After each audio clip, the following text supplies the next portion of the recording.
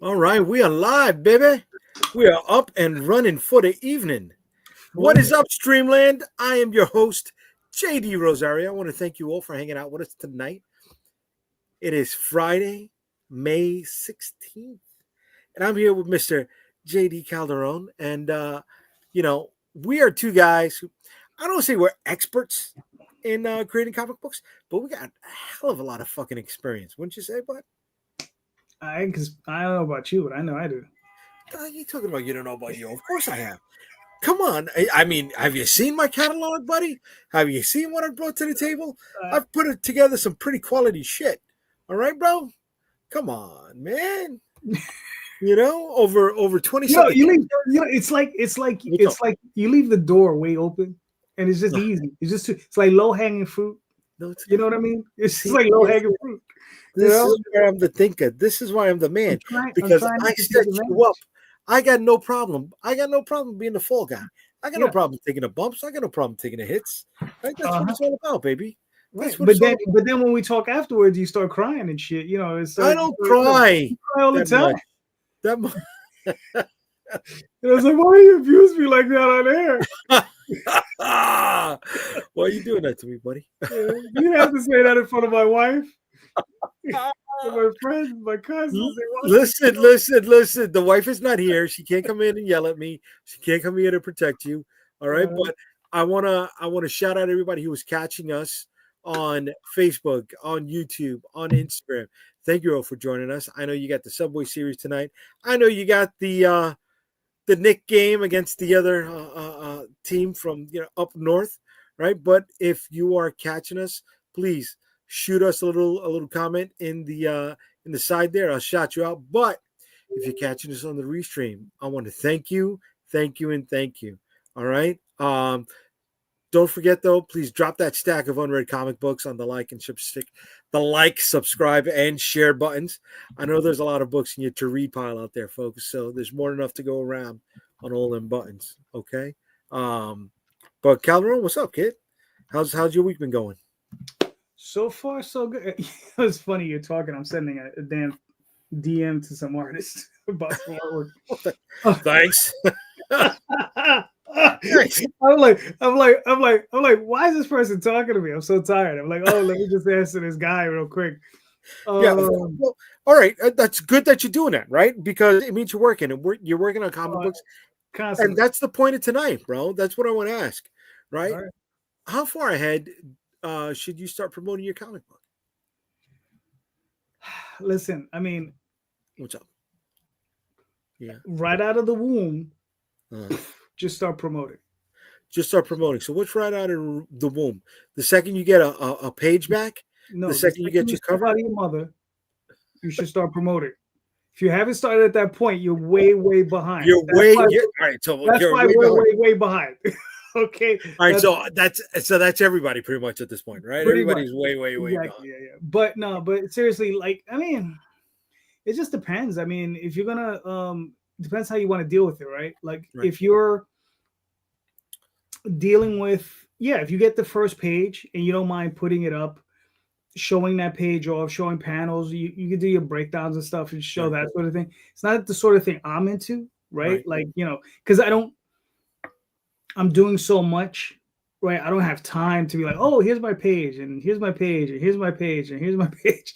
And, it'll just get tiresome. It's just like, all right, here's my page, here's my page. I get stuff to do, and that's why I'm also behind because self promotion is not really my thing, right? I'm not like Right. into promoting like that because, like I said, honestly, I'm more into the work, less into Okay. the promotion. But And some doesn't that people feel that what? all it is about the promotion. But look, I'm gonna be honest with everybody. Is like, look, the two of us have been at this thing for what, the last 4 or 5 years, right? Promoting on YouTube, going on other people's channels, The StreamYard stuff? Yeah. StreamYard stuff, whatever, right? We've had various degrees of successes or whatever, Mhm. right? Well, Oswald, Dreamweavers, Magi's Race, Tall Tales, the whole 9 yards, Right. right? And to be honest with you, we have a small sphere of people, and not many of them have gone beyond a certain level. Whether it be in backer count or just plain old cash, right? Okay. There's certain people you could job those numbers in certain ways, right? Like some artists, they'll go on to have very few backers, but they raise a lot of money. Why? Because they're selling originals, they're doing original commissions, Okay. right? You have some people who sell good girl art, so they're maybe getting a little bit more attention to their product. Mm-hmm. But even so, no one is really, by what I've seen, really broken out, right? We haven't seen anybody go into the mid five figures, right? When I say mid, I'm talking about 50, 60, 70,000, right? And we're talking within our sphere. I'm not talking about people like Brian Pulido. I'm not talking about people we don't know, right? I'm talking about people we know, right? And then there are people that we know who openly promote, right? And they say you got to promote, right? And in truth, they're kind of full of bull hockey, because it's like, they're either living off of some kind of, like, I don't know, some kind of tragedy that happened to them, or some kind of sympathy they're garnering from the community to gas up their campaigns. Okay. Right? Okay. They're playing the sympathy card. Right. And there are various forms of that, right? So how do you break out? Right. So, to say, like, where are we at? I'm like, look, you could promote, you're going to hit a ceiling, right? And then how do you go beyond that? You understand? And what I've seen is, you can invest in doing good girl artwork and NSFWs type stuff. That stuff will get you to a certain point as well. There's a certain amount of work you have to do that's involved with that as well. You understand? To get it to a decent amount where you're getting to five figures, so on and so forth, there's work involved, right? Because you still have to promote those books. But that community is very robust, right? Those guys and gals, whoever, who like those books and like those covers and things, they're gonna buy them. Okay. But how do you get beyond that, right? Without having a 20-year career at Marvel or DC, right? Because those guys, we all know, they come in. Here comes Mike Mignola. He's $250,000. Here comes Kelly Jones and Matt Wagner. Here's $150,000. And look, those guys deserve it, right? I love those guys. I buy those books. So I'm not castigating them. But the thing is, how do we get to that? And here's an example of it. Yeah, we're just one up right now. Right. Just one up. Right. Here's an example of it. This is a book that I wrote in the 90s. Right. Based off of an IP from Japan. And it was an anime, manga. They had light novels, a whole bunch of stuff. I did a 6-issue limited series with my good buddy Matt Lunsford. They're collecting it. These guys from Armature Entertainment, they got the rights to it. We hooked up. We got a deal with them. All right. So we're doing that. They're at $132,000. Yeah. Did this make this much when it was first released in the 90s or no? I don't even that I couldn't tell you, because I can tell you this much. Each issue, 6 issues, had a 10,000 copy run. And what was the cover price on that? Hold on, I can tell you. $295. $295. So if you figure, I mean, $29,000 per times 6. All right, so make it money. So it made this. Right. It probably made this. Right. But did you see any of that? Well, I got paid. I got paid. That's what it was. It was a paid job. Wow. Yeah. Wow. You know what hurts? You know what hurts the most? You know what hurts more than anything right now? Not that my wife is asking for her copy, but my wife can't even spell my name correctly. This is the woman who married me, and she knows that it is a capital D, not a lowercase d. Who is she? Who is this? I'm upset right now. I'm upset. I'm so upset. I don't think I can talk to her anymore. I'm gone. I'm done with it. Look at who's joining us tonight. Oh my God! What's up, Tom? What's up, Tom? Live from well, not live. I'm out of the show. The show's over. I thought the show went later, which is why I wasn't sure I could get on tonight. So, Yeah, that was a show. We were missing somebody else, but doesn't look like Marv was going to be showing up. I hoped he'd show up.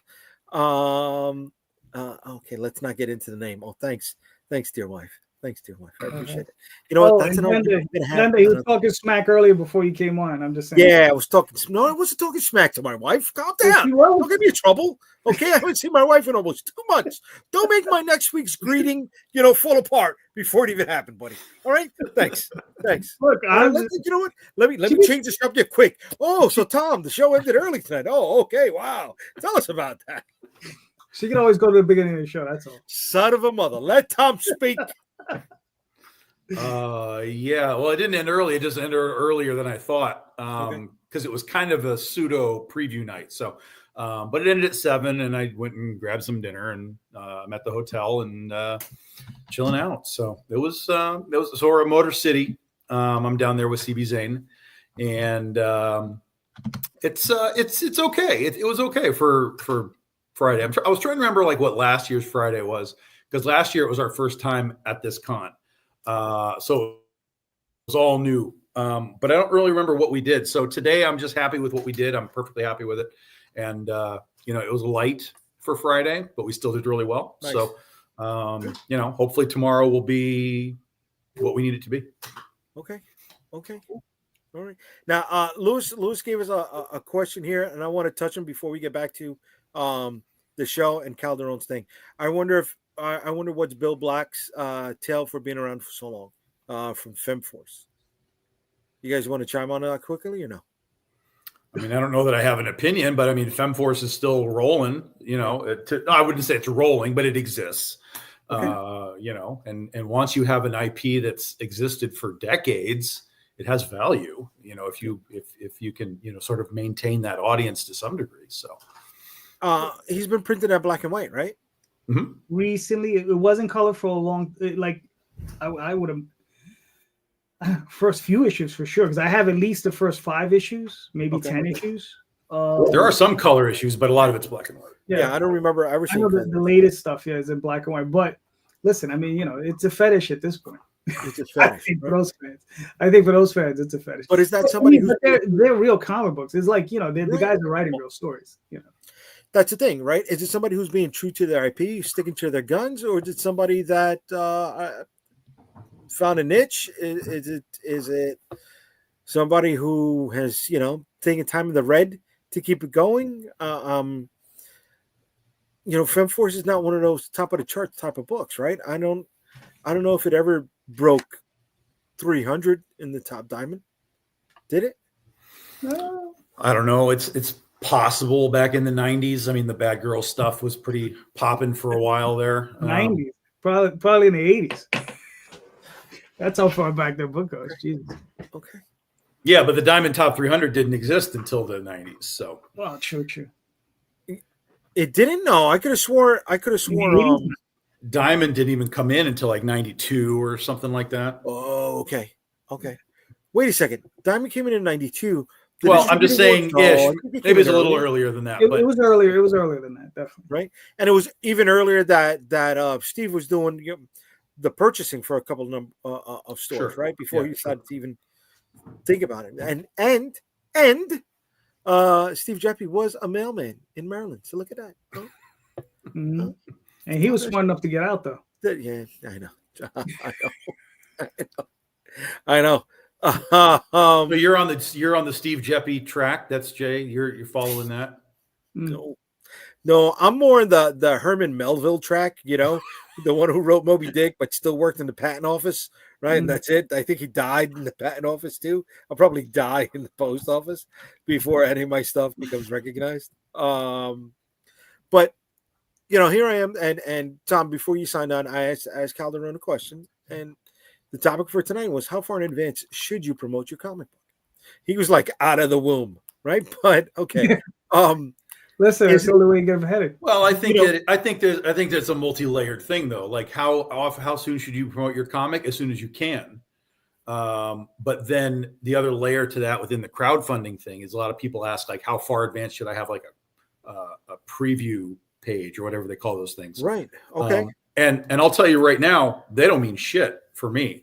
I'll have them a month out. I'll have them 24 hours out. It does not matter.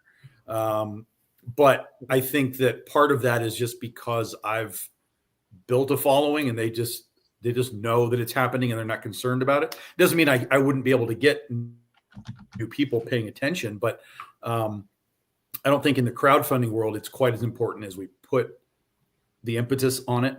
But once you have a book, once you have number one, or you're about to launch number one, you should be promoting it all the time, constantly. And then once number one is done, you should be continuing to promote it because theoretically you're going to want to make a number two. So you want to have them, look, get my book. Here's number two. And on down the line.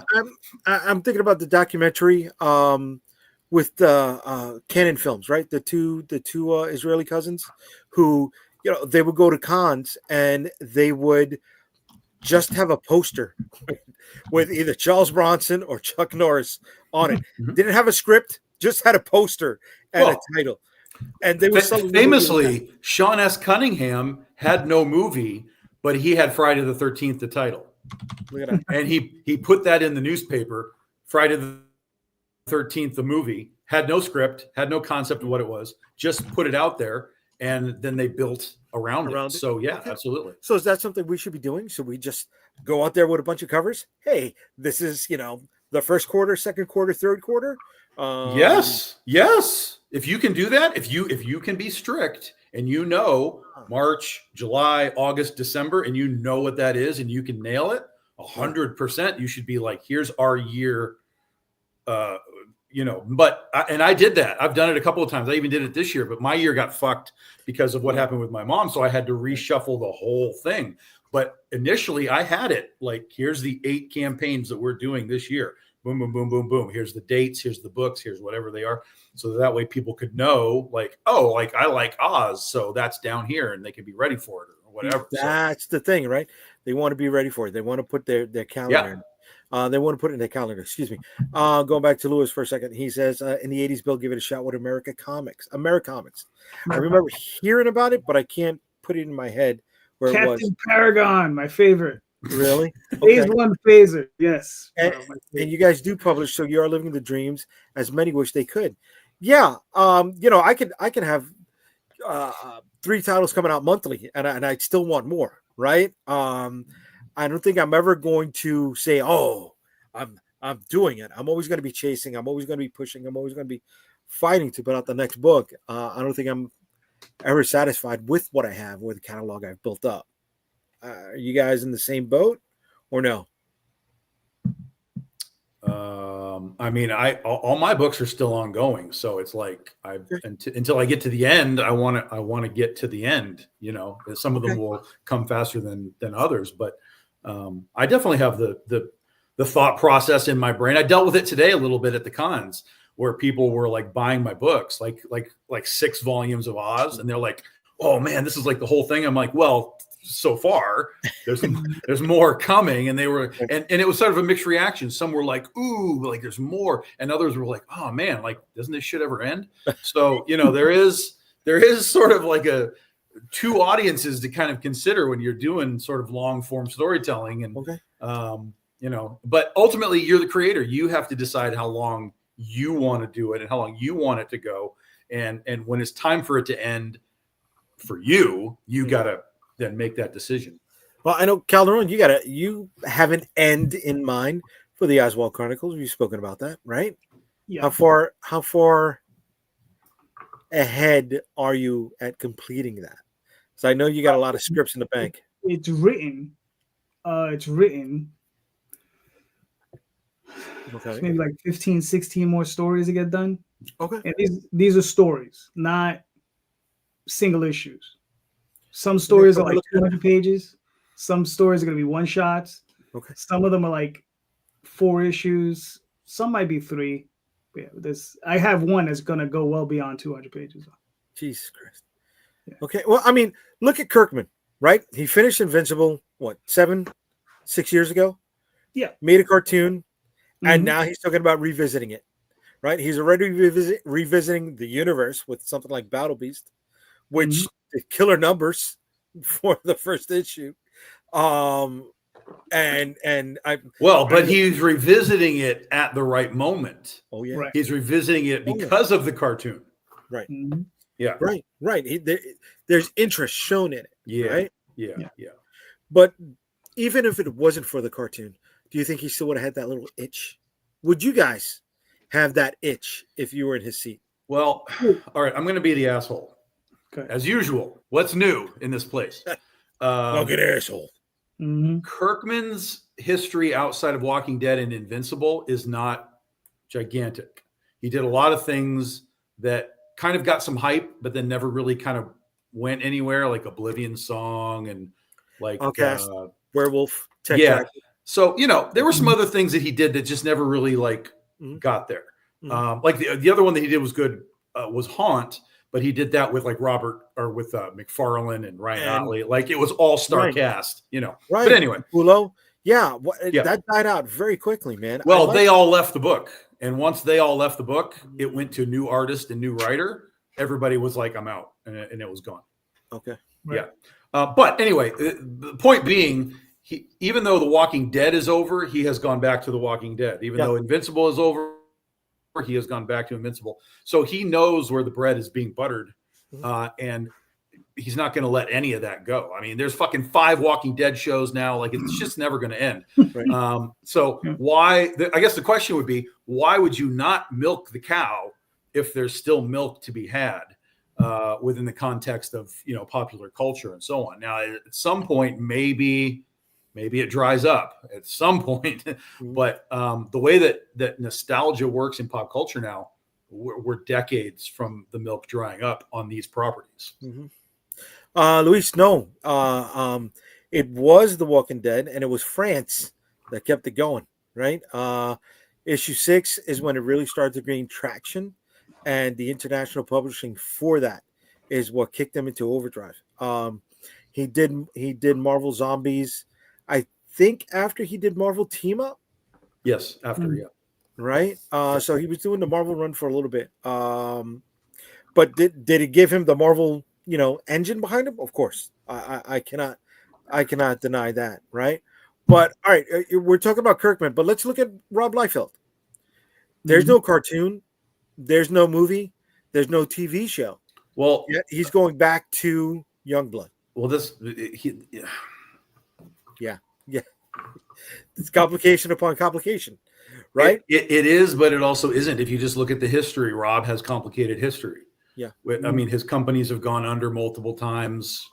There's this complicated. He's the only guy to get kicked out of Image. Like, he has a complicated history with this stuff. But Rob hasn't created anything since he created that stuff in the early days of Image and Maximum and whatever. Like, there's really nothing that he's created. He's come back to Deadpool. Obviously, he's come back to other companies. He's done covers for companies and stuff, like Thundercats and whatever. He's done tons of covers. But as far as like what has Rob created in all that time, I tell me if he's created anything. I don't think he has. So I'm not trying to make a joke when I say this. Yeah, that Prophet book that was coming out that was supposedly going to be a movie. It was good. That's right. Yeah. I don't know if that's continuing. He hasn't spoken about that in a while. I don't know. He released a couple of action figures based on his lower tier properties. What were those? Blood Strike, and Blood Wolf. Oh, I kind of remember that. Right? Yeah. And he was coming out with some figures. And part of that was because he didn't have the Youngblood license anymore. That was the other thing. Is it got sold off to that guy for, I can never remember that dude's name. Andrew Rev. Rev. Yeah, Rev. Mm-hmm. So he's the guy that owns Elementals. That's the only reason I remember the best.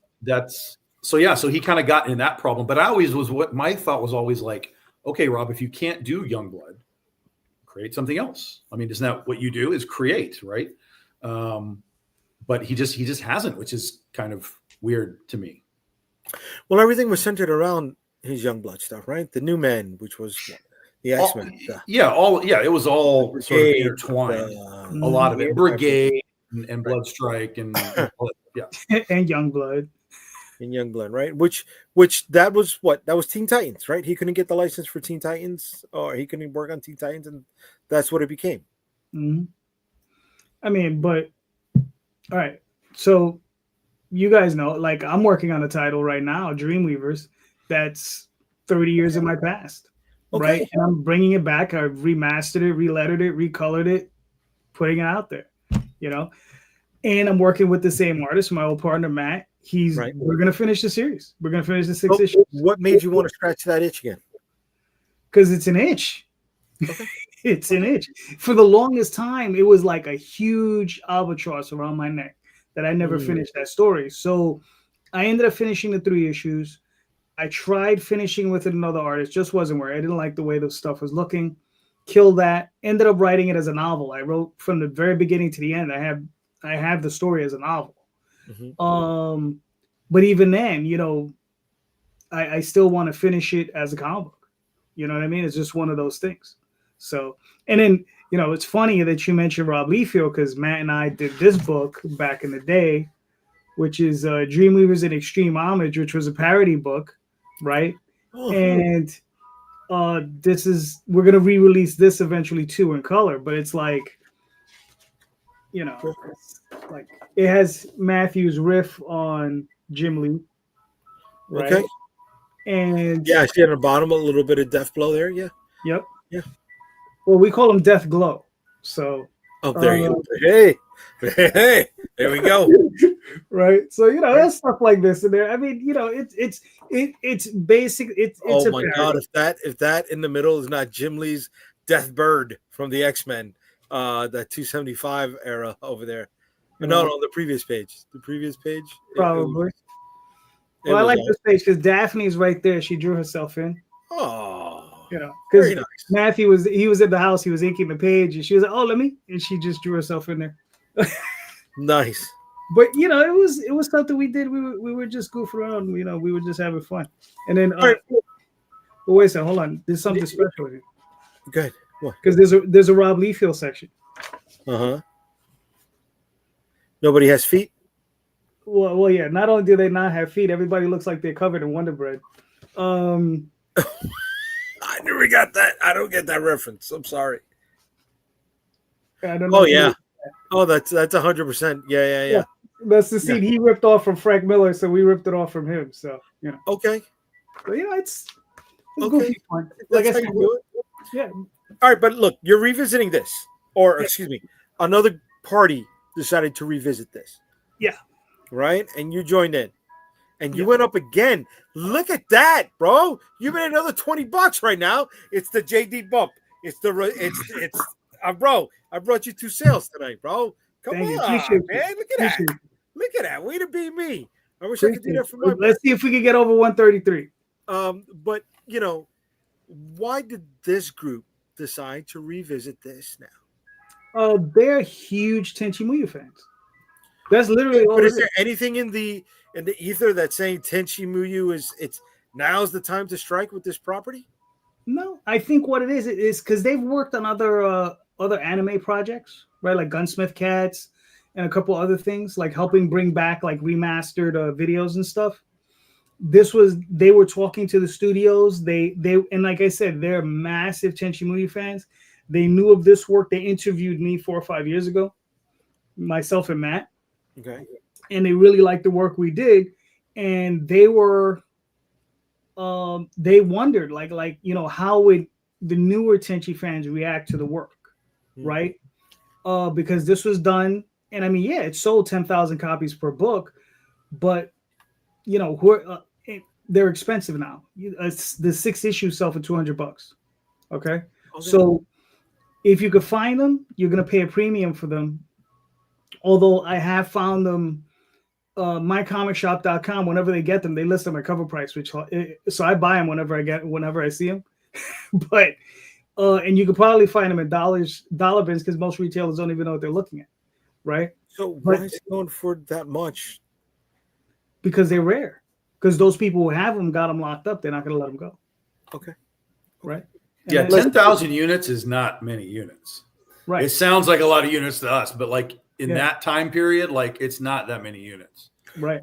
In the Understandable. grand scheme, yeah. Understandable. But right, we're looking at it today, and any Kickstarter that any comic book Kickstarter property that's raising six figures is a hell of a fucking win. Right? That's great. Oh no, there's no question. Yeah. That's it, right? So I totally understand that reference point, but here we are, and we're looking at this, and I'm happy that you are a part of this project, dude. You know what I'm saying? Listen, I mean, and, we had the conversation, right? We know the numbers, behind the scenes. I'm not going to discuss the numbers, but you're getting 75% of this off the top. 85. I wish, but listen, I get a percentage. It is what it is. Myself and the artist, right? Which is cool. And I remember you were. I don't know if you were upset at me or you were goofing on me. It was like you don't seem satisfied, and I was like, I'm never going to be satisfied because I could have 100% of it, right? And it's still not enough. That's right. That's right. I was goofing on you because Tom, I was telling him to just, take the W, right? Yeah. Enjoy the win for a minute.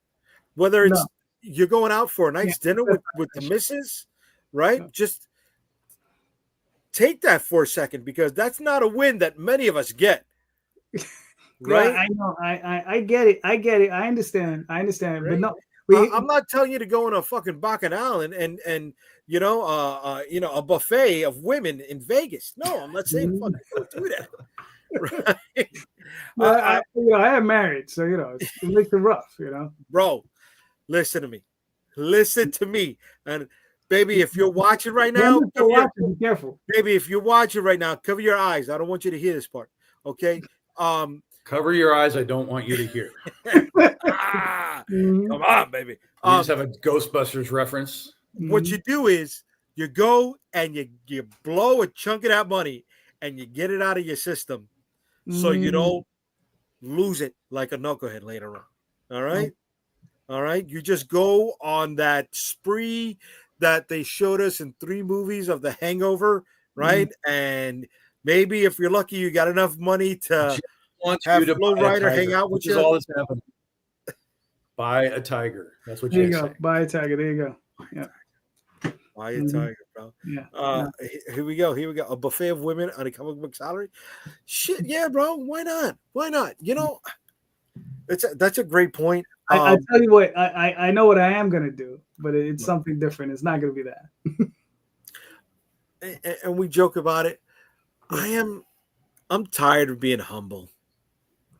I'm at a point where I really feel dirty every time I say, well, I'm doing this because, I love. Just looking at you, I know it's not just feeling for you. It's an actual thing. Yeah. I don't want to be like, I'm doing this just for the comic book. I'm doing it for the love of the comic book. No, at the back of my fucking mind, I would love to get a fucking ton of money for this. Sure. Right? I would love to say there's other motivating factors in here. Right? But so many of us are out here playing it modest. And it's just like, I don't know. I feel dirty when I have to play the modesty card. Modesty does not excite an audience. Doesn't. It fucking doesn't. You may get the empathetic elements that go with it, certainly. But, if you just look at who's successful. Not just in comics. Just look at who's successful. The people that are successful are out there. They're extroverts. They're pimping their shit all the time, constantly. Now there's levels of it to where it goes ridiculous for me, where, we live in this world where people think like, oh, look, I got this Lamborghini. I'm like, I don't care about your Lamborghini. Irrelevant what your Lamborghini is. But I am curious as to what you do, to accomplish the Lamborghini. I don't care about your end results. Like, what's your process? So, the humble thing of like, well, I'm just really happy to be a part of the industry. No, and listen, that's a real thing. You can be that. Don't misunderstand. There are definitely people who are only here to do like vanity projects. They just want to say they did the comic. That's all they're here for. But there are also those who are like, I want this to be my job. I want this to be my business. I want this to be my thing. And in those situations, that's where you kind of have to pick up and become a little more than the humble guy of like, well, you know, that we did well with this and whatever. No, you've got to be like, this was good, but we can be better. We can be better, you know, and I don't mean we like, hey, you guys spend more. Like we as a brand, we can be better. We can be better for you. We can elevate, blah, blah, blah, blah, blah, all that kind of stuff. Yeah, no, I'm not saying, you know, going to what to Willis is saying here, modesty may not, but that's what I'm saying. Yes. Right. Ego. Right. I'm not, you know, I'm not somebody who's going to be out there turning my nose up at other people. Right. Exactly. Really. That's right. not what you said earlier. Only at you, baby. Right. But I'm gonna too, though. This motherfucker makes more money than me. I can't. But mind you, let me tell you, the first time one of my books does better than Creator Odds, I mean, but see, this is it. We got to have fun with this too, right? We got to joke around about. Well, that's the thing. People can tell when you are having fun, right? And people can tell when you are making fun. Yeah. And there's a gigantic difference. I agree with that. Right? Or at least I hope people can tell the difference because there's a vast, crazy difference. I knew, right? But then, you know, there's always that. I know people hate this fucking word, right? There's always that level of competition out there. Sure, of course. Right? Mm-hmm. And I don't mind the word competition. I can have a ball game with somebody and still have a beer afterwards with them, right? Competition. It's not like you have to treat it like you're like we're all in competition with Brian Pulido, right? Because in the context of we're all selling comics to a pie of comic book buyers. We are all in, right? Okay. But none of us are in direct competition with Brian Pulido, right? So none of us have to be like, oh, fuck that guy and his, you know, right. No, we're not in direct competition. We just are in the same space as we don't have to tear each other down. That's it, right? We can use him. The people. What you should be doing is anybody that's sort of, let's just say, like, let's use the weird term, below Brian Pulido, right? In the hierarchy of where we all kind of sit, you use that as sort of your goal, your inspiration. Like, oh man, look what he does, and how can I implement any of that at my level and see if it takes me up a step or two. But that doesn't mean that you're sitting there going, God damn that guy, and trying to tear down. That's a different you don't do thing. that, right? You accept that he's done what he's done, and that's it. That's the competition. So, Tom, you do cons. Calderon, you haven't done cons in a while. I do cons. Right, we'll get back on the con train this year. You do a con. What are you talking about? I'm gonna be in Augusta, Georgia on June 20th. I can't wait. I'm looking forward to it. But I treat a con, you know, that's a playoff game for me. You know, I'm there. I want to have the best booth. And I want to make the most money. I don't have to shit on anybody. I'm going to have fun with it. I'm going to have a great time with my neighbors and the people down the aisle. And, you know, I'm going to share drinks with them. I'm going to have a great time. Yes, sharing drinks is part of my strategy. So that way they don't sell as well and I can sell better. But I am going to try to come out of the con the big winner. It's not always going to happen, right? And I'm not going to throw it in anybody's face. Oh, I made $5,000 more than you this week. No, I'm not going to do that either, right? But anybody who's willing to just whatever, be on the fucking ride. It's like, oh, where you at? How you doing? Yeah, fuck, good shit. How did you get there? All right, and then I'll try to take that info and do better next year. You know, but I mean, I'm not gonna sit down there. So thank you coming to my table. No, I can't do that either. No. You know, have a good time. No, fuck that. I want your money. You stopped at my booth. If you walk away without spending anything at my table, I failed. Because something happened for you to come there. Well, not always. Sometimes people like things, but they're literally not there to buy. Okay. They can like it and not have any intention of buying anything unless it's their Spider-Man, you know, whatever it is they do. That happens all the time at cons. Like, wow, this shit looks really, really good, man. Congratulations, you're doing a great job. And, off they go. So there are people that just sort of appreciate versus purchase. But if they have stopped at your table, the door is open to you. Yeah, right. And you've got to take the advantage and do whatever you can with it. Like last year, New York Comic Con, one of the things that moved for us very well were these collector's boxes, right?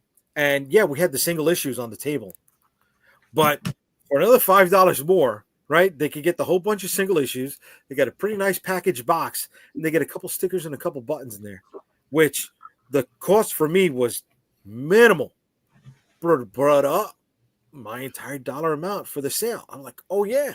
So now we're going to do more collector's boxes next year, right? Themed for the different. Well, listen, the fucking mystery box is proof in the pudding. Look what fucking Kirkman is doing with these goddamn blind bags for Battle Beast. Like, bro, people, this is the world we live in. We live in a world where people are opening packs of fucking cards and losing their shit over it.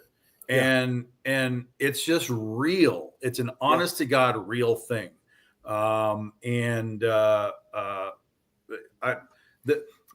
here's the trick to it though.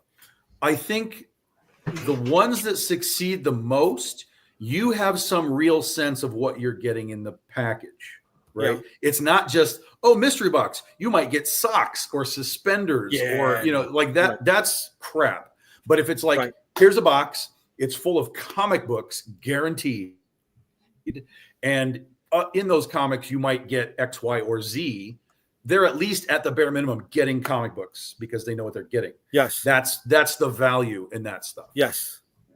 Agreed. I want to show you something over here. I showed this to Calderon and to Marvin the other day. And they now make, or I don't know, somebody made the foil for trading cards, but for a comic book size. So it's like the blind bag, but it's themed out, it's tricked out. And I want to know where the hell to get those things, man. A foil bag? Yeah, man. That can't be difficult. But who makes them?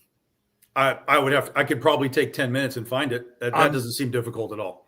I'm looking, brother. I would think that pretty much any printer worth their salt would have some aspect of that kind of stuff. I mean, that's just packaging. It's just packaging, but I've been looking and I cannot find it. I've been looking. So here we go, right? We got this, and this is it. It's better than just a blank blind bag. You see what I'm saying here? Yeah. Well, have you seen the Battle Beast one? No, I haven't. Battle Beast one is just like that. It's not foil. It's not a foil pack. It's a plastic wrap, but it's just like that. It's got, art on it and stuff like that. Yeah. Okay. All right, here we go. We got Louis chiming in. The times I went to cons was to dig into the dollar and less boxes. Yes. Hey, brother, there's no shame in that. I regularly hit the dollar bins, bro. I'm a dollar diver. I have a Kickstarter every 6 weeks. Can I be the asshole again? What's up? You're not an asshole. Why is this chick wearing gloves to hold up a packaged thing? Like what? At what level are we just too much? But okay, let's talk about that blind bag for a second, right? So she's got gold and she's got black. All right. Yeah, she does. Yeah, I didn't see that. Okay. Yep. It does not have to be right. We got multiple books in our catalog, mm-hmm. right? So that could be branded with our company logo, mm-hmm. right? And let's say the minimum is $5. Right? Mm-hmm. You can get any one of the titles in our catalog, but you may get a shot at either a blank sketch cover. You may get a shot at a foil cover. You may get a shot at a metal cover, right? And those are $25 plus. But if you spend the $5, you may not have thought about spending it at all. You get a shot at one of these, right? Sure, of course. And you're triggering people's sense at getting lucky. right? You're triggering that gambler's itch, and that's one of the things also that the mystery boxes do, right? Yeah. You're triggering that gambler's itch. Calderon, you don't seem like that's a good idea. You don't like it. I'm not saying it's a good idea, but it's not necessarily what I got into this business for. Okay. Right? Okay. That in the end, I mean, we're talking. Look, unfortunately, like, right, I'm an artiste, right? I am, as Tom says, the asshole in the room. I'm not all that fucking interested in playing the game of who's selling the most, or am I selling the most? I mean, I need to sell enough to keep going. Well, but here's the other problem with these Battle Beast bags, just to use as an example, is people are buying them, opening them, and immediately flipping whatever is inside. So there's it's not that they're buying them because, I mean, some people want them, obviously. Yeah. But there's so many people that are just like tearing for the purpose of flipping. Yeah. That again, we're taking ourselves, just like you just said, JD, we're taking ourselves out of what it is we're supposed to be doing with creating comics. Right. And it's one thing to have variants that you can just buy a variant, whatever. Now you're just going into a whole nother level of. You're in the Pokemon business. Yeah. Have you ever seen the Pokemon videos where those guys are like opening up the packs? Are you in the Pokemon business? But are you? We buy sometimes, and we have excess, right? We have overstock, and sometimes we can't move that overstock. So we got to look at creative ways to move that overstock. Of course. But Battle Beast is not overstock. Right. No. That was his gimmick. That was his gimmick, right? And Lewis said right over here, yes, the Bag Comics just gave me a 90s hangover. But that was huge. That was huge. Well, and the Bag Comics, you still knew what you were getting. They were bagged because you were getting a trading card or something with it. Something, right? But this is, right, in essence, a blind bag. Yeah. A blind bag. Right? You're going back to, you're triggering that gambler's itch. Yep. But for us, we're just moving dead stock. Right? And when you're giving you that chance, maybe something you wouldn't have bought before can be of value. Sure. Yeah. Nobody's debating that, Jay. Yeah. Well, no. You were saying that's not what you got into. I didn't get into this for it either. But I need to find a creative way to make sure I keep revenue coming in. Sure. Okay. Yeah, but see, there's a big difference between moving stock and you doing it as a new product. That's a big, fair enough. There's some levels to that. Right. And we're not at that point. But who knows, if we're at that point, we won't try to come up with these clever marketing gimmicks to generate sell-through at stores, because at that point we have taken on a totally you just went off the rails again with the idea of stores. We're not in stores, guys. We're not doing stores. Right. Stores don't give a fuck about us. Yeah. If we get to that point, yes or no? We're not getting to that point, Jay. Stores are over. Thank you. That's over. You have to erase that from your brain. That's the smallest possible point of selling books. Okay. For what we do right now, right? Yeah. So let me rephrase. Yes, if you get there, but you'll only get there if you're like an Image guy, a Dark Horse guy. If you're in that realm, yes. But if it's just Unstoppable Comics trying to do it, right? No, you're going to be better off just focusing straight to your customer, right? Kickstarters, cons, whatever, And then if you wanted to do a blind bag for your customers, again, just direct to your customer, because stores are never going to buy blind bags of what we make. So, all right, let's look at Zenescope, right? They do collector's boxes. They sell that stuff online. Mm-hmm. They probably do this, right? And when it comes to the conventions, they're moving the overstock of the product that they've sold online. Sure. Right? Yeah. But they're also in the stores. Sure. So they're playing both games. Of course. And it's working for them. Of course. But they've been doing I'm not saying don't do it. They've been doing this kind of stuff for years. I'm not saying don't do it. I agree. I'm just saying that you have to understand kind of where you are in the definitely know what you can really do. Definitely. Yeah. Right. Yeah. But I have ambitions as well, right? I want to get to why? Why do you have ambitions? You got to stop that ambition thing. No. Yeah. I mean, it's just not going to take you anywhere. You know, it's funny, Tom, before you got in here, this is the thing I was talking about. This is the exact thing I was talking about. I was saying how within our sphere, right, we know, right, there's probably between the three of us, we know probably 200 to 300 creators, right, who are within our sphere, who are doing comic books, right, doing indie books, right? There are people who have gotten to a certain level, right? But I have yet to see anyone get into like the 6-figure realm. They're very rare. You know, maybe a Charlie Stickney, right, who has a TV show now, but he was already out in Hollywood. He was already doing that type of work, so he has those connections. Pat Shand has done the 100,000, but he had to do it with his cheeky comics, not his regular ones. Okay, right. He's done it. Yep. But that's extremely rare, though. Yeah, no, I'm just saying there's a couple people that I know, but it is a rare thing. Yes, right. Yeah. And I going back to I don't want to be humble anymore. I don't want to be. But hold on, but we're just saying you need to be humble because you got no ambitions, bro. I'm sorry. No, I haven't. No, you're done. Because here's the thing, right? Excuse me. I'm gonna hit the heartstring for a second. Tom unfortunately had a recent incident, right, with the family. You guys know my backstory. My roller coaster was going up and down, up and down. And when you're the one-man show, it's hard. It is hard to keep that aspect of the business running. So yeah, my ambition, right, is to get to that point where I got that team, that Zenescope, where the wheels can keep on spinning.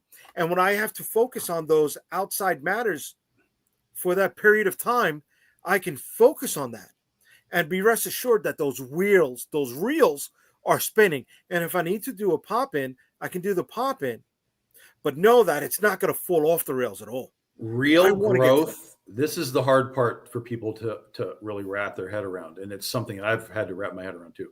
Real growth comes from growing your team before you grow your sales. Yes, it does. And that's a really difficult thing. I mean, it's a really hard thing to do. It's a hard thing to wrap your head around because you want to think that you can do it all. But if you can start to give people pieces of the plate that you've been spinning, that lets you focus on the things that you can really focus on and let them do those, extra things. It's like when I was at Dan Mendoza's con with Still Ill. He has a girl that he hires that all she does is just package books. That's her job for the web store or for, Kickstarters or whatever. That's like what she does. She's like borderline full-time for what I understand that's what she does. So, and that means that Dan can sit in the office and draw or do whatever he needs to do and not be, shipping packages. So, and I know that he has a team for his Kickstarters because he's another guy that does over 100,000 on his Kickstarters. Yeah, Mendoza. But again, he has a team of people that help him do all of that stuff. So if the three of us would ever get our heads out of our asses and realize that we can't do it alone, we'd start to see those little bits of step up. So yeah. For me, I know my hesitancy comes from having invested as much as I've invested up to this point, and frustrated that I got to invest even more to develop that when it is difficult at this time to invest, right? We are just above the break-even point, right? We were in the red for a long fucking time, and I don't want to go back there. Well, but what I'm saying is when you do your infrastructure, this doesn't mean you have to hire somebody full-time, pay them $50,000. You know what I mean? It can just be, hey guys, step one, we have to fulfill 100 Kickstarter packages. Come over for the weekend and let's knock it out in 3 days. Like that can be sort of step one. That makes your customers happy. You're now done with it. It's out of we're done. Let's move on to something else. And then, just a little more. And then, that builds over time. Right. You spent a couple bucks for the team to come over and food and drinks. Right. And you build on that. Yeah, you give them some comics so that they know what it is, that they're doing. And then maybe that leads to, hey, and you guys do sales. You want to come to a con and do sales with us. They now know the product. Yeah. On and on and on. You just build on it. Yeah. Yeah. Yeah. Yeah, I love that. Here we go. We got Deshaun saying what's up. I want to thank everybody who's been chiming in on the chat. Lewis, VNet Fad, Deshaun, Carissa, all right, Luis, the missus, anybody else who has been chiming in on Instagram. I want to thank you for joining us over there. But I gotta let you know, I cannot scroll through the Instagram feed without getting kicked out of the Instagram link. So if you want to, Are there good comments on Instagram? I don't know. They feed through. I can't scroll back. That's the problem. Whatchamacallit. So if you are hanging with us on Instagram and you want to join the chat, please shoot on over to Comic Book Streamland on YouTube and join the chat. Hang out with us. Bullshit with us. Right? Here we go. We got Ralph. See you Sunday. Yes, sir, Ralph. See you Sunday. We got Michael. I know people with comic stores is a big business risk for them to go with any indie comic smaller than Image, IDW, or Vault. Yes. Only have so much capital to experiment. That's right. That's why our focus, Michael, is direct to consumer. It's funny how so many more established creators are talking about direct to consumer right now when we've been direct to consumer for years, buddy. BM Nerd, I know a comic creator has reached another level when they sell comics on a site or something like Gumroad or Ko-fi. Okay, I'm not familiar with Ko-fi. I'll look into that, but there's also drive-through comics as well. There's a million ways to be selling online. If you're not selling online, what are you doing? Like, that's where people are. Right? People are always talking about passive incomes, right? But we put it on there. We put it on drive-through. We put it on the website. You put, I guess, maybe Ko-fi. I don't know how webtoons work. I'm not with them. Well, webtoons, you're just posting. You're just posting stuff. I remember what it was like on Tumblr, right? I know people do it on Instagram. They do pages on the daily stories. That's an awesome way to go. But Tom, Calderon, we always talk about this. That's top of the funnel stuff, right? Mm-hmm. We always want to bring them back to our core product, right? That's their first interaction that they have with us. But going back to tonight's question, right? Does promoting a comic book a month, a year ahead of time, does that become top of the funnel stuff? Is that their first interaction with the product? Sure, it can be. Yeah. Okay. I mean, I think there's a limitation. Like, you don't need to be talking something too hard a year out. You can mention it. Hey, next year we're doing a thing. That's fine. But you don't want to be like hardcore next year. People get tired of that shit. But yeah, you can mention it. Like I mentioned stuff for next year, but we kind of do it like as we get closer, we ramp up harder and harder for that. I fell flat on my face, right? We could go back years here, and I was touting this schedule that I had a book coming out every other month up until 2025, right? Coming out from 2023. I fell flat on my face. I mean, I totally just shit the bed on that. But when you look at what goes on in the publishing world outside of comic books, that's what they do. They start promoting their stuff a year in advance. No, right? What you talking about, like movies and stuff? No, I'm talking about book publishing. Oh, I don't know anything about book publishing. If they even bother to promote, but they do. They only promote the top 1% of books that that make the most amount of money. Those are the only books they promote. Yeah, like the key people, the Pattersons and those kinds of guys. Okay, right. Stephen King, people like that. Whoever's at the very tippy top, those are the people they promote. Believe it or not, in regular publishing, like the top 1% or 2% of publishers support the rest of the industry. It allows the publisher to print all of those other books. They take chances. Let me bring this back to us for a second then, into comics. All right. Now, Tom, don't chew my head off because I'm going to mention stores. Don't chew my head off. All right. But before Robert Kirkman started to put the books up for the Energon universe in previews, people had them in their hands 2 months prior. He was doing video workshops with a lot of these places.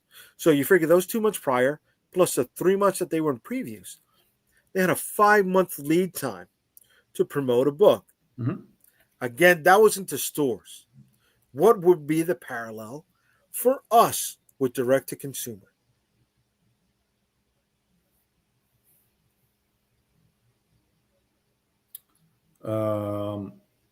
I mean, right? probably. Well, I mean, we can do what he did. This is the thing. Anything that those people do, we can do. Anything that Brian Polito does, you can do. You just have to put yourself in the position to do it. So if you wanted to, let's say you were going to launch something in July and you were like, well, in February, we're going to go do something and give books away or show the book. Like, you can do it. Just go find somewhere to do it. Libraries, or, however the hell you want to like promote whatever the thing is, you can do it. It's just a matter of how far in advance, and et cetera, et cetera, et cetera. You have to also realize that if they're printing books, that costs money. How much money are you going to spend to print these things that you're not making, assuming they're giving them away and not selling them? You're not going to get that money back. But if you have that sort of word of mouth that is strong for like 5 months through the consumer base, then 100% you're going to ramp that up to crazy sales figures later on. This is just the gears turning as I'm talking to you guys. Okay. Can we take our top 10 or our first 20 backers that come through our campaigns on a regular basis and do a private one-on-one with them? Just like this, a round table. Hey, Bobby, Billy, Mandy, Jimmy, Janet. You hit them up in your Kickstarter survey. Would you like to join me on a pre-round table before I launch? And at that point, you get them to evangelize for you? Well, yes, you can. No, most people aren't going to want to do it. This is one of the issues, because I've often tried to get like Big Dog Inc. fans on shows. Like, you want to come on? You want to talk with us? You want to talk to Nia? You want to talk to whoever? 99% of the time, it's a no, because most people aren't comfortable with this type of a thing. Right. And then the other side to that coin is the talking about stuff. Most people just simply don't talk about shit. Like, social media does not work the way that we think it does. And the key people that you sort of sell to, 50-50, they even post that they got anything from somebody. Yeah. Like, I know a bunch of my guys are like, Freddie Hernandez will often post that he got stuff. There's a few others that often will post, but I'm talking about hundreds, if not thousands, of backers across all the stuff that I've done. The percentage that actually posts something saying, "Oh, I got a thing from Tom today," is minuscule. Yeah. Because they're just happy. I got my book. Yeah, I got my book. This is awesome. Yeah. Like, that's their experience, not let me run to Facebook and tell people. So the idea is good. But I don't think that the result would necessarily be there. Okay. That's just kind of where I would come from. Because here's the thing, when you almost have to get, it's not that we always think insular in comics. Everything is insular. We never think about expanding and getting it into the eyes of people that can actually do something with it. So when you do something like what Kirkman did, it wasn't just that he did it and those people went and ran and talked about it. It's that it was an event that was talked about. So you have to create an event that Bleeding Cool or Newsarama or whoever would talk about. Right. And then it's, what? Tom went here to this library and these guys all got free copies and did a thing. And then Newsarama talks about it. And then people on Newsarama read Newsarama, hopefully, and they go, "What the fuck is this? What is Tom? What is this book? What?" And then the details are, "Oh, in July, this book comes out on Kickstarter, blah, blah, blah, blah, blah, whatever it is." So we really have to understand that we have to be event driven to take new steps forward. Yeah. Otherwise, we're just talking in the same clouds. Yeah. that we talk about all the time, and that's really hard. That's really hard. I'm not saying it's easy to find more Venn diagrams to link into. It's not easy to do, but that's really the thing that it has to be. You have to have somebody go, oh, what did they do when they were at that con? That's really different. How do you get that engagement? And maybe that's the simplest way to start is cons, right? Let's say you're gonna launch a Kickstarter in July, and you're at 5 conventions leading up to that launch. You make sure that you are in a panel on every single one of those conventions, and every single one of those conventions, you give everybody at those panels a free comic book for that. Kickstarter, right? And an exclusive cover. Like, it can't be something that they're going to buy later. It has to be, this is an exclusive. This is for you. Thank you for being at this panel. Come to the Kickstarter, hopefully. But at bare minimum, people are going to talk about that. People are going to start flipping that cover. Oh, what is that? Where did that come from? Oh, Tom was at this convention and this convention and this convention promoting this book. People talk about it. What the fuck is this? Boom, launch. And then you hopefully. That's why you do offset printing, so you can do a lot of those giveaways for a little bit of money. Every single time you swap out a plate is going to cost you extra cash. It's going to cost you an extra $1.50. Yes. Right. Plus whatever you have to pay the artist. Okay.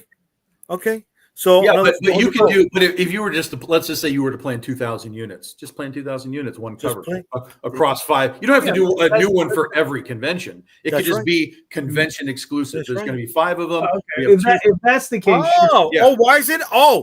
I say but then he throws a little caveat in it. Oh well, yeah, Tom, you're right. I'm just going to suck your dick, and whatever you say is right. Maybe I should have used that phrase. I'm sorry. I mean, you maybe I shouldn't project that way. Maybe I shouldn't. I would advise if you ever get in the same room with him, you might want to have somebody else in there with you. All right. Listen, buddy. Listen. Sometimes you got to grease those wheels. As long as I'm not dressed like Zartan, I'll be fine. There you go. Whether you like it or not, did business somehow. You know what I'm saying, bro? No. Too soon? No. Too soon. It's still happening. Too soon. It happened already. It just got found out about. So no, I'm talking about the trial. Yeah, the trial's happening. I get it. Look, I said what I said. I said it before. I can't be modest. Just put it out there. All right? Right or wrong, I put it out there. Look, it's all well and good. But, I hear what Tom is saying, and, and I don't want to be the negative Nancy in the room, but look, we've been at this for a minute. We know how long we've been here, right? We've all seen success, right? Yeah. To a limited degree, right? And you either with that or you're not with that. You want to get beyond that? Good luck. Go for it. I would be the first one to tell you, go for it. But the thing is, though, is without getting into Marvel and DC, without getting out to some of these big properties, you're not going to be able to build a name for yourself. Okay, so you need the engine. You need the machine behind you. Right. And the easiest way to have a machine behind you is something in the public domain. Okay. Or you work on a licensed property that comes back after 30 or if you can license, but the licensed property, you got to pay money for that licensing. If you want to do Frankenstein, you can just do it. You know what I mean? If you want to do Oz, you can just do it. So that gives you an advantage as a creator. Holy shit, bro! That's me. That's because of me, bro. Look at you. You went up $100 because of me tonight. I'm taking that. I'm taking that right there. Yeah. Right? I think it was a bit more though. I think it was at 132.7. So it might be like $400, $300. Okay, fuck it. So let me take that. But listen, no. All jokes aside, I'm gonna put you on the hot seat for a second. Go right? You brought this up. You brought the machine. Here's a machine right now. This is the machine. Mm-hmm. All right. You've got 1,400 people that are going to have your product in their hands now, not in the 90s, not in the dollar bins, right? Mm-hmm. Not flipping it online for $200 a pop. Well, we don't know. That might happen. You got 1,400 people right now. Mm-hmm. How do you leverage that? How do you take this machine that you've been a part of, Mm-hmm. and utilize it to the best of your benefit. Mm-hmm. I'll let you know after I'm done doing it. Okay. I'm not giving anything away. I Fair got enough. plans in place. I'm not giving anything away. I'm going to do what I Fair got to enough. do. You got plans in place. Good. All right. And we've spoken about quite a few of those plans. Not all of them, but we've Not spoken all. about quite a few. Right. Mhm. And again, I'm only bringing this part up because you led into the machine. You have an Right. opportunity right now that not many of us have had. Mhm. Right. You've got a 1,400 plus audience right now Yeah. that you have access to, and I hope you can get the maximum benefit out of this. Hey, listen, man, we'll see what happens. You understand? know? It's one of those things where it's like, I'm very guarded as far as, what's going to happen. See, listen, see that? See that? See that? I know. Bad joke. Baby, I know. But, you don't always hit home runs. You know what I'm saying? You don't always hit home runs, right? Dude, you don't even bunt. Yeah, I was just gonna say you've been bunting like every time you're bunting. Mhm. Are you kidding me? Everybody knows your strategy now. He bunts. Yeah. Yeah. I don't bunt. I don't bunt at all.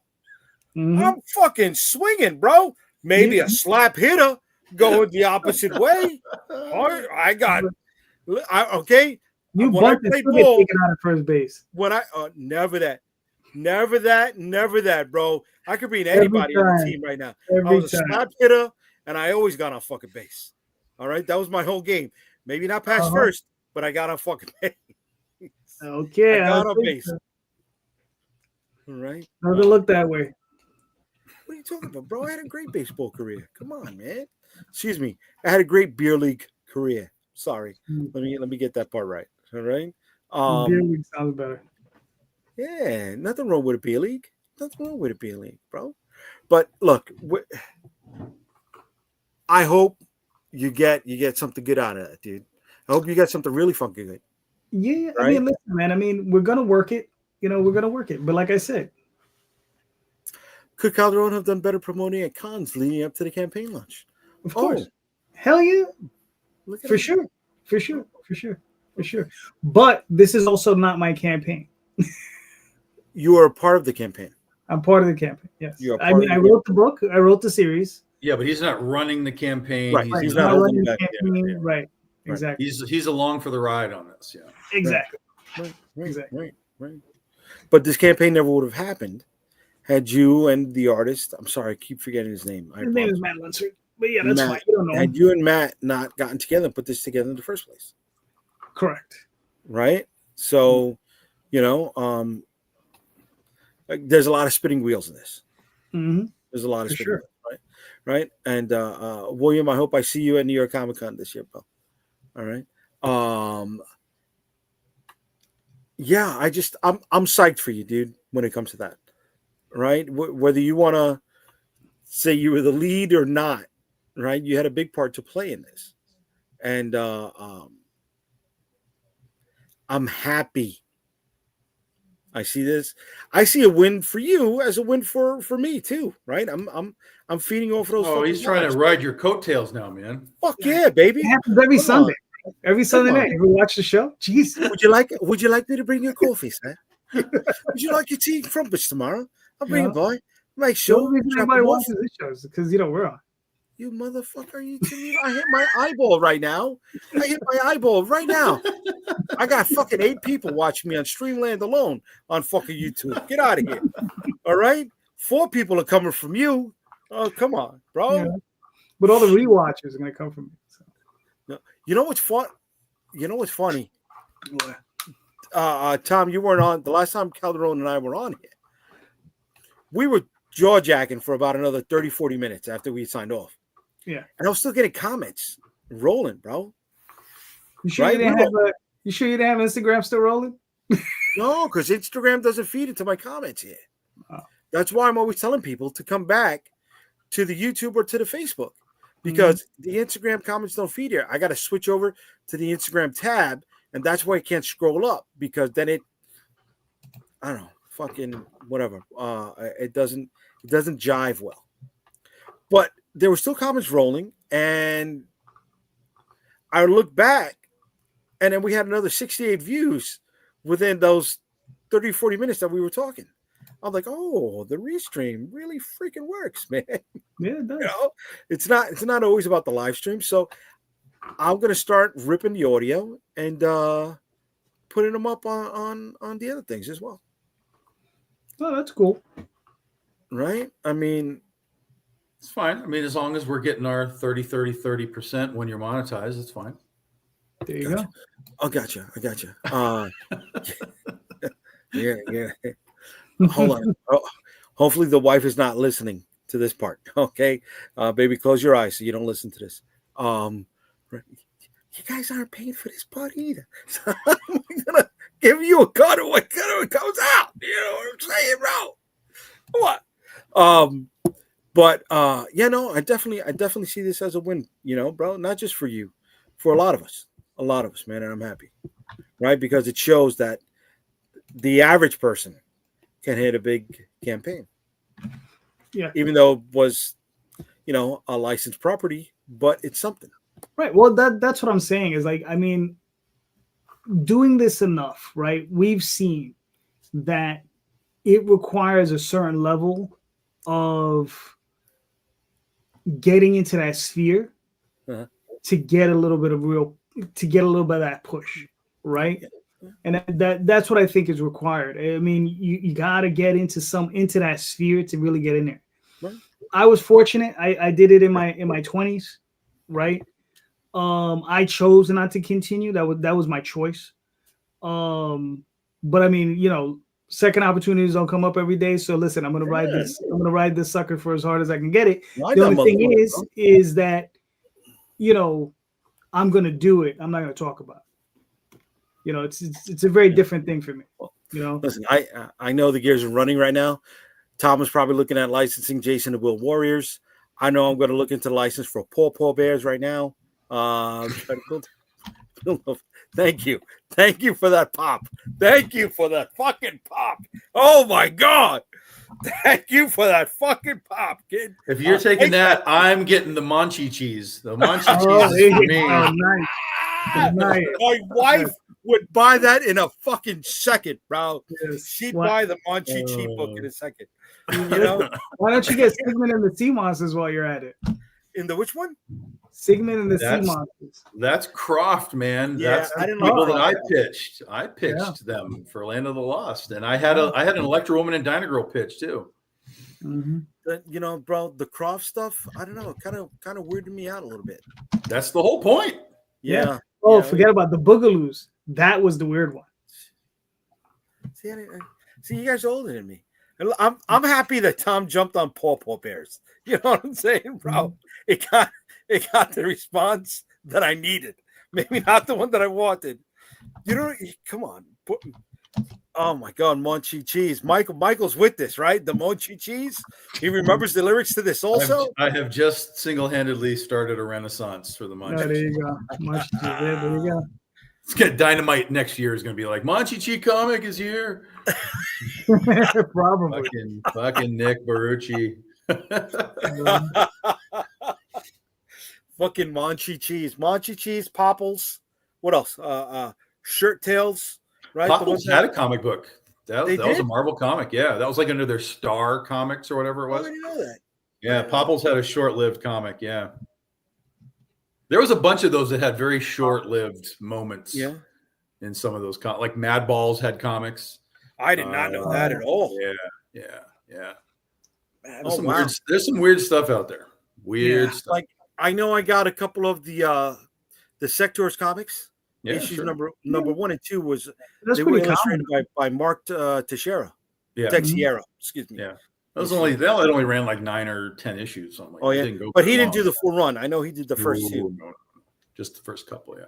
Yeah, he watched every garbage cartoon in the 80s and 90s. I'm right there with you, bro. I am right fucking there with you, bro.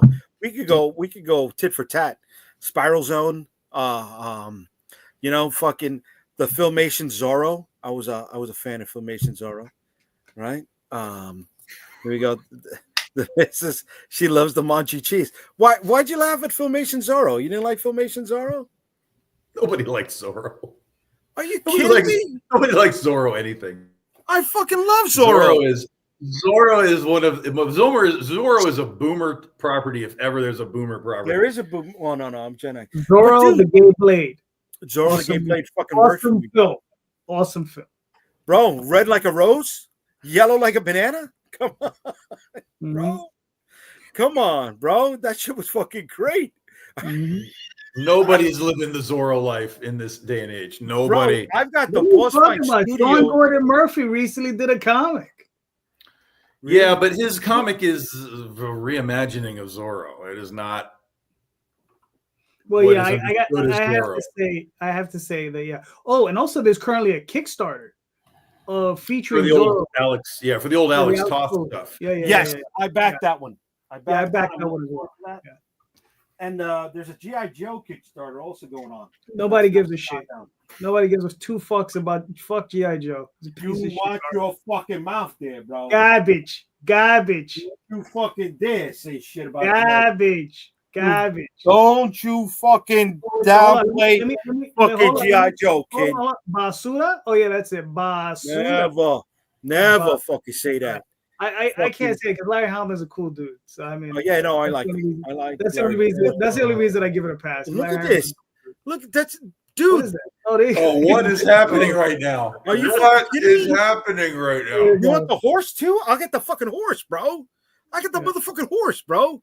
I loved it. This Zorro was the fucking man, bro. The fucking man, bro. Mhm. All right.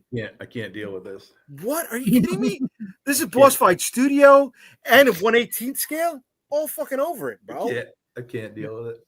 I can't Bro, deal with it. Filmation had that hour where it was Lone Ranger, Tarzan, and Zorro. I have Right? no memory of such a thing. Are None. you kidding me? No, I'm Michael, not. I have no Michael, memory you're of in that the at chat. I want to hear this, Michael. I want to hear this. All right. It was 1 hour, and it was Tarzan, Zorro, and the Lone Ranger. The reason why I knew it was all the same thing, it's because they had that same alligator sound going through all three cartoons. It was the same fucking audio file for all three pieces. All right. Michael, I need you here, Michael. All right. JoJo comics are solid for Larry Hama, but the cartoon does not age well. Oh, not at all. Not at all. Mhm. The original figures don't age well either. But I'm with it, kid. I'm with it. But would you rather watch the cartoon or the movies? I don't think the cartoon is that bad. Honestly, I don't think the cartoon is that bad. I mean, they all have their wonky episodes. I don't think the cartoon is that bad. Vindication. Yeah, no. Right there. Listen, the reality is that the Transformers cartoon is far worse than anything they did with the G.I. Joe cartoon, particularly when you get to seasons 3 and 4. Like With it's, Springer and RC. it's out of control. It's out of Yeah, yeah. control. Once he got it's past really the weird. movie, yeah. Once he gets past the movie where Optimus dies. There's some weird shit in The there. first time or the second time? Because he died the second time. in There's the only cartoon. There's only one movie worth talking about. What? The first time. 1986. No, the movie. But you said when Optimus dies. Well, Optimus dies. Optimus only No. dies once. He technically is brought back Yeah. and dies again, but it was like a zombie Optimus. It wasn't like Yeah. true Optimus is back. And then he is brought back at the very, very end, and he's just back. Mm. And they're off on the quest to refill the Matrix at the end of the whole series. That's how the series Ah. ends. But yeah, it was like a zombie Optimus thing. It wasn't really. Yeah, he was real gray and Optimus. black. Yeah, I yeah, remember. yeah. And Spike's son was crying on him. I know. I remember. Yeah. See, but no, all of those fucking cartoons, I popped to that, bro. You know? Yeah. I No, mean, I think the G.I. Joe cartoon is surprisingly good throughout. Not perfect. It's not perfect. It has weird moments, but I think it's a pretty solid watch. I think the Renegades reboot of G.I. Joe was a lot better than the original.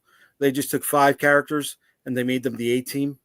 It was solid and it had a really nice through line. Transformers cartoon was awful. Only one episode I liked. It was about Beachcomber because the writers tried to actually say something. Michael, you need to watch the series again because there's a lot of good stuff. You're skipping over like every Dinobots episode. Like, what are you talking about right now? You know, first of all, the original 3 miniseries, the first 3 or 5 or whatever it was, that's a really good series. The second miniseries is really good. And then when you start going into the series where you have the Dinobots, the Constructicons, and so on and so on. Now, it does reach a point, unfortunately, where every episode is just introducing some new combiner again. Mm-hmm. It's like, Jesus Christ, I get it. We combine now. Like, fine. But no, there's a lot of good, but there is a lot of really bad too. Really bad. And you can sense the bad ones. Like, as soon as you kind of get into the opening credits, it's like, oh, this is one of the bad ones. Like, there was one where Wheeljack and Ratchet build a Frankenstein Autobot just out of parts. Like, this is stupid. That's just a dumb thing. But again, you'll sense it, and you can probably fast forward through them. But then there's like Dinobot Island and stuff. Like, there's good ones. But once you get into season 3 is really wonky, and season 4 is wonky. But the early stuff is good. It's like the cartoon or the comic book. The Transformers Marvel comic, once you get past issue 12, is terrible. I mean, it is literally, let's introduce a new robot in every single episode. The continuity is garbage. It's so bad. It's just so bad. But the first 12, ironically, until Optimus dies, like that first 12 is really nice. What is that? You got a Gears? Yeah. What is that? They're coming out in retro cards, bro. Brand new sculpts. Original design. Original transformations with a little bit of a boost, but I love them on retro cards. They're great. Bumblebee's the original. The original is probably cheaper. No, they go for money. How much is that? This was $15. That is $15. That's not $15. That hunk of plastic is probably at least $20. Oh, I got it at Walmart. Shut up. Shut the fuck up. So they're $25 is what you're telling me? They're $25. They're probably $35. Jay. Let me be very clear. Jay, you spent $25 on a Gears figure at Walmart on Thursday. Tom, shut the fuck up. Tom, when she doesn't say anything in the chat, it's because she's blowing me up on the phone. Tom. I'm getting torn up for that Calderon sucking dick joke a few moments ago. Okay, I'm getting lit the fuck up right now, bro. $30, Jay? It was $30? Shut up! Oh my god! Shut up! My god! How much was that Zorro, by the way? That was actually $30 with the horse. Yeah. Boss Fight Studio. Jay knows a guy. Yep, I ain't no guy, bro. I was an old guy. You know what I mean? But are we out here trying to? I like how he just got serious. We're all laughing, and he's like, "Now wait a minute. Let's slow it all down. Let's slow it. No, is that what we're trying to do though? Are we trying to like bring out the nostalgia with our work right now, or no? Who's they? We? How? What's the context? What are you talking about? Like, are we trying to? Who's we? Are you guys along with me? Okay. Trying to take those things that entertained us when we were younger and put that on the pages that we are making today. A little. Okay. I don't think as a whole, no, but every now and then something I liked, like the Dirty Pair thing that I did, every now and then something like that will kind of come through and I'll be like, let me just monkey around with that. But most of that stuff is just sort of side projects. It's not really like my primary main, Critter, Penny for Your Soul, whatever. So I think a little bit, and because we live in a nostalgia-driven culture, you kind of need it a little bit. Because there's so much stuff for people to see when they're going at cons and they're just like looking at shit. If what they look at doesn't either attract them because of what it is or attract them because they recognize it for some reason, like, oh, that looks like G.I. Joe or whatever, right? Then they walk by. So the nostalgia elements of things are valuable sales tools. It was $45. $45 that Gears figure. $45. Well, on that $45 note, we went a whole hour and a half tonight, guys. I want to thank you both for joining me here on this Friday night, May 16th. I know all of you could have been hanging out doing something else, but you chose to spend that time with us here, cracking some jokes, having some fun, and talking about comics and, old school nostalgia stuff. So before we get out of here, let's start with Tom. Let them know where you're at, where they can find you, brother. So bigdoggeek.com, that's our web store. I'm on Facebook and all the social medias. I'm also doing my shout out, doing my own show now. Monday nights, Monday night, 8 p.m. Eastern time. I do a show now with Allison Lear, who is a cosplayer and actress and an Oz fan. We do a show called The Oz Couple. We popped episode 1. It did 1,000 freaking views. Like, what the hell? Nice. Yeah. And then episode 2 we did on Monday. We're already over 700 views. Like, all right. So we're back again. Episode 3 will be Monday night, 8 p.m. Eastern time. We talk about Oz, comics, movies. It's just a rabbit hole show. We kind of just go where we want to go and have a good time. Very cool. Mm-hmm. Calderon. All right. So you can find me on Facebook, Twitter, Instagram, all those different places. Kickstarter currently with Tenchi Muyu. This upcoming Friday, Magi's Grace number 2 will be re-released on Kickstarter. Oswald, hopefully within another couple weeks, I'll be releasing the next Oswald. And this Sunday night, I will be back with Mr. Rosario. And what's that? No, I didn't want to interrupt what you were saying. Okay, yeah. So this Sunday night, I'll be back with Jay, and we'll be talking to another group of, comic book creators. Sounds good. Yeah. Wait, me? What? I'm going to be there? Are you? I don't know. What? Sometimes you are, sometimes you're not. Sometimes I feel like a nut. Yeah. No, I'll be there. I'll be there hanging out with you. Your mouth. Hey, maybe not always in the mouth. Anyways, bad joke again. God damn it, it's that kind of night. Sunday show with Jenny and Friends is really good. Yes. So whatchamacallit? Yeah, all right. So you'll find them there, and you will find me at unstoppablecomics.com.